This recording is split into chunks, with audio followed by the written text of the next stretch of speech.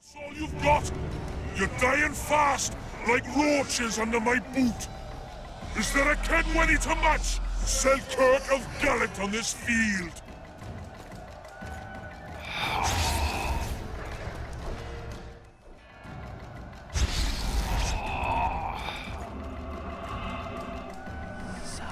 The visitor! I've long awaited this meeting. Leave, Ghost. I'll not give up an opportunity to duel vandergrift. He will kill you. Seltkirk does not fear death. When you die, your soldiers will die every day afterwards. Forever. Leave. This is a task for a witcher, not a knight. I do this solely for my men. Welcome to another Witcher lore video, guys. So I was considering what video to make today, and I decided to make it a character video, so I looked at some suggestions, and I saw this suggestion, and I thought that this was actually a really good idea. I really like this character. I think he's such an interesting character. You don't find out that much about him in the games, but you get references to him while you're playing The Witcher 2, and obviously you eventually get to meet him, even if he is a ghost. But anyway, I've decided to make today's video on Seltkirk of Gulet. Seltkirk of Gulet was a legendary knight and swordsman from the Aedirnian army. In fact, this knight was so renowned that he became the champion of King Demoven III of Aedirn. Due to his great skill and combat prowess, he earned the nickname the Invincible White Knight, and along with that title, he became known as the finest swordsman in all of Aedirn. He was also said to be very courageous, charismatic, and a true knight, which is quite rare within the Witcher universe. Not much is known about this character before the events of The Witcher 2, but we do know that sometime before the events of the games, Seltkirk met the general of the Kedwenny army, Vandergrift, at a tournament in Ardcaraig, which is the capital of Kedwen, and at this tournament, Vandergrift was defeated by Seltkirk. In this tournament, Seltkirk literally shattered Vandergrift's sword,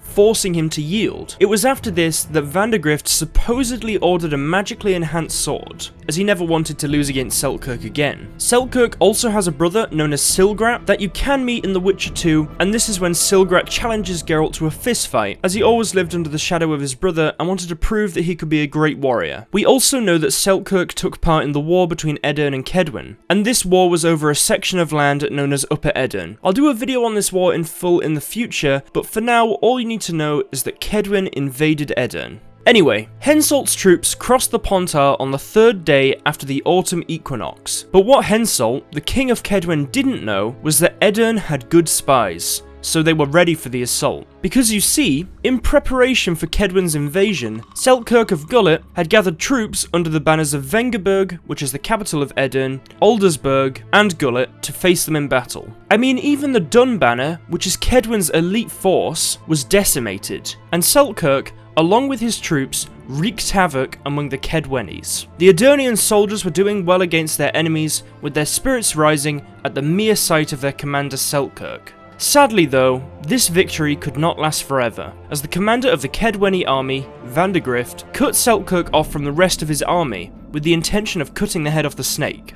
These two met in the middle of a melee, and it was a great battle. Some say that Seltkirk simply looked at his enemies, lightly bowed, and then faced Vandergrift. Sadly, Vandergrift killed Seltkirk and sliced the not-so-invincible White Knight from head to groin. At the sight of seeing their commander being killed in such a horrific way, the Aedirnian ranks fell into chaos. During The Witcher 2, Seltkirk can be met because, as I'm sure you'll know if you've played The Witcher 2, after the battle between Aedirn and Kedwen, Sabrina Glevizig, whilst being burnt at the stake, placed a powerful curse upon the battle. And after Kedwen attempted to invade Aedirn again at a later date, and this happens during The Witcher 2, this curse was triggered by Hensalt and caused a mist to appear, and in that mist, the battle took place again and again, until eventually the Witcher Geralt cured this curse. It is in this mist that Geralt met and possessed Seltkirk of Gulet, and after fighting many soldiers as Seltkirk, you can make your way to Vandergrift. But then as Geralt, you can actually convince Seltkirk not to battle Vandergrift and allow him to rest. And this is the end of Seltkirk of Gulet's story. Now to move on to Seltkirk's appearance. From the picture on screen, you can see that Seltkirk's armour is clearly a cut above a normal Aedirnian soldier's armour. It appears that Seltkirk has golden gauntlets and boots, a studded leather breastplate, a short chainmail tabard, heavily padded sleeves, a chainmail collar, and to top it all off, an Aedirnian crest of arms. He also wears a necklace adorned with a symbol that I am unfamiliar with, but I imagine that this symbol is either his family crest or something he may have been given as the champion of King Demoven III. He also appears to be presented as a fairly aged man, judging by his white hair and mature face. I would estimate just from looking at the Gwent art that he's being presented as being at least in his late 40s to early 50s or possibly mid 50s. To discuss his appearance in Wraith form, his attire looks identical to his human form, but his face